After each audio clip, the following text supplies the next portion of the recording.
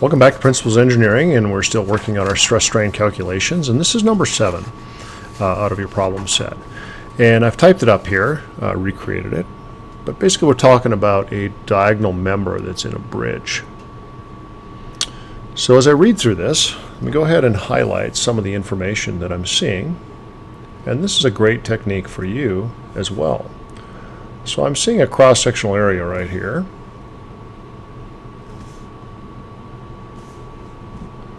So I see so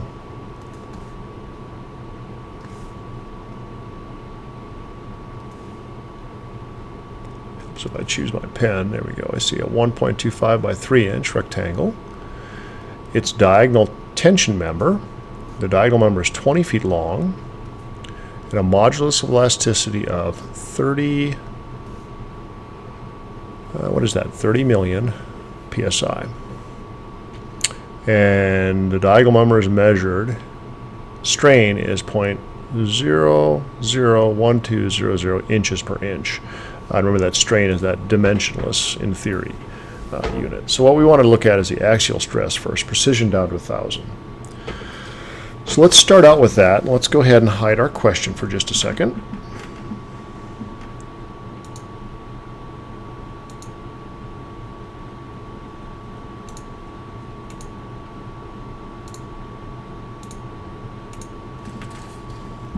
So what do we know? We know from our question that E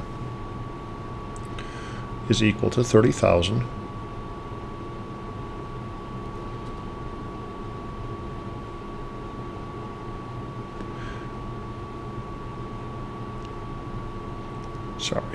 30 million psi, pounds per square inch.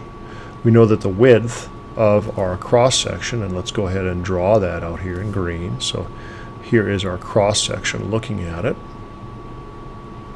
We know that our width is 1.25 inches, and our height of that cross section is 3 inches. So let's put those two down here in yellow. The width is 1.25 inches, and T equals 3.0 inches. We also know that epsilon, the strain, which is the ratio of elongation to its normal length, is 0.001200. So the things that we don't really know is we don't know the area, we don't know the stress, we don't know the force, and we don't actually know the elongation here. But we can certainly calculate the area by looking at some of our equations. So we know that epsilon is our elongation divided by our length, our starting length, L sub 0. We know that our strain is equal to the force divided by the cross-sectional area. And we know that E is equal to sigma divided by epsilon. And the area is the width times the height. So with that said, let's get some substitution solving. So first let's solve for E.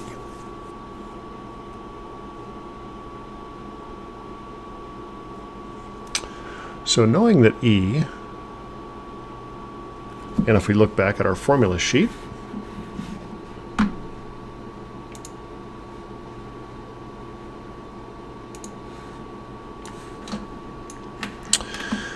and we see the modulus of elasticity, which we're given, is 30,000 or 30 million psi. So we know that E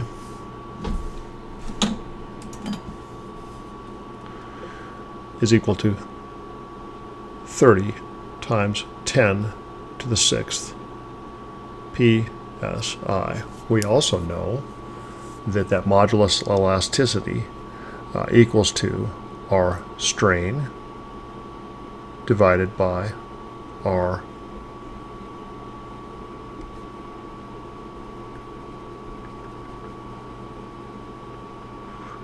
that's a stress divided by our strain. almost said that backwards. So with that known, we can solve here for our stress. So let's do that.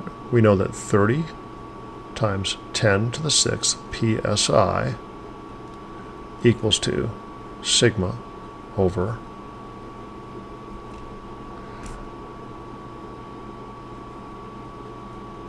epsilon, our normal strain. And epsilon was given to us as 0.001200. That's a pretty simple solution to just go ahead and look and go sigma then equals to 30 times 10 to the 6th pounds per inch squared times 0.0012. And then what that's going to equal to is 36,000 times 10 to the 3rd psi, pounds per square inch. Now we also know that sigma is equal to the force divided by the area. So let's go ahead and solve for our area. We'll do that here in the middle here. So the cross-sectional area is equal to 3 inches times 1.25 inches. That equals to 4.75 inches squared.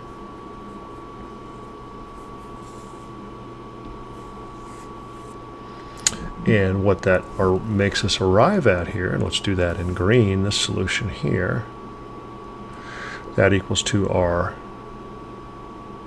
force divided by 4.75 inches squared equals to 36 times 10 to the 3rd pounds force per inch squared. You can see that if I multiply both sides by 4.75 inches squared, it cancels on that side.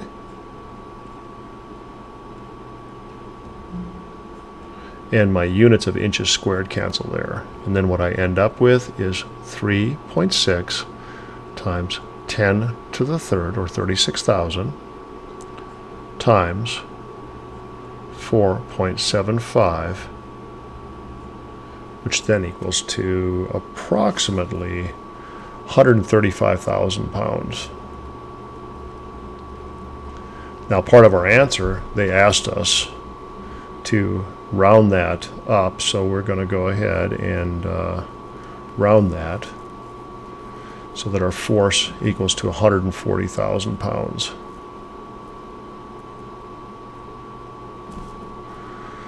So we come back here and we are going to find our force is equal to 140,000 pounds. We already found that sigma,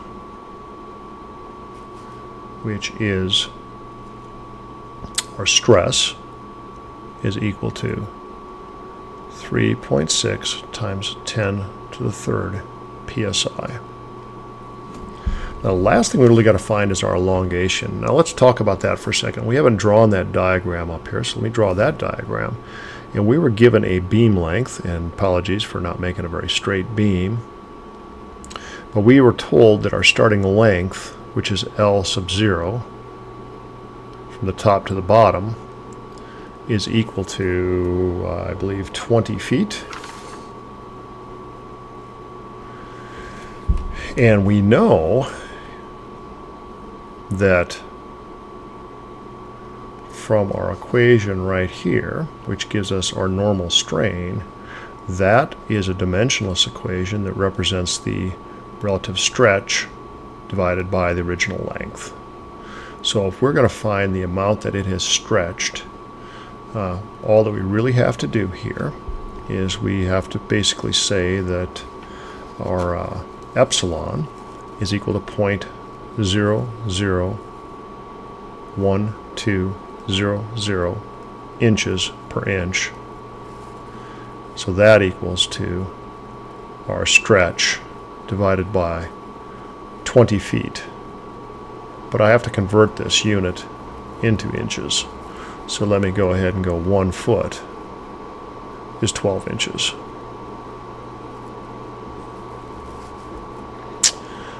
What I then arrive at is this about equals 0.29 inches. And you'll notice that as I cancel out my units here in white, that what happens is my feet cancel out, and then this